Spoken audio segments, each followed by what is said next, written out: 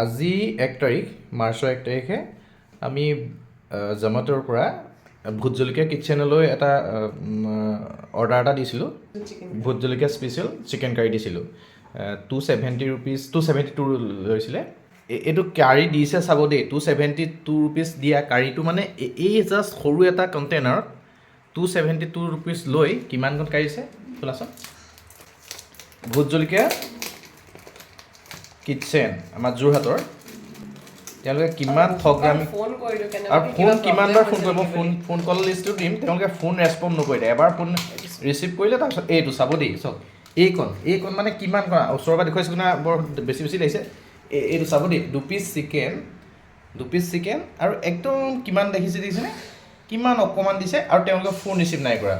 আমি ভাবিছিলোঁ কিবা প্ৰব্লেম হৈছে, মানে কিবা কমকৈ মানে সুধিব খুজিছোঁ যে কোৱান্টিটিটো ইমানেই আহে নেকি, কিন্তু 272 ৰুপিজ লৈ কিমানকণ দিছে চাব দেই। ভোট জলকীয়া ঠিক আছে, 2 পিচ দিছে বা 3 পিচ আছে নেকি? 2 পিচ আছে। চিকেন 2 পিচ আছে বাৰু, ঠিক আছে। 3 পিচ আছে। 3 পিচ আছে ন, চিকেন 3 পিচ আছে বাৰু, সেইটো মই ক'বলৈ যোৱা নাই।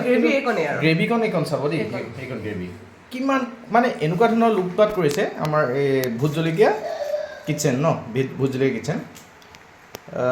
সেইকাৰণে আপোনালোকক ৰাইজৰ কাৰণে আগবঢ়াই লৈ এই বিষয়টো।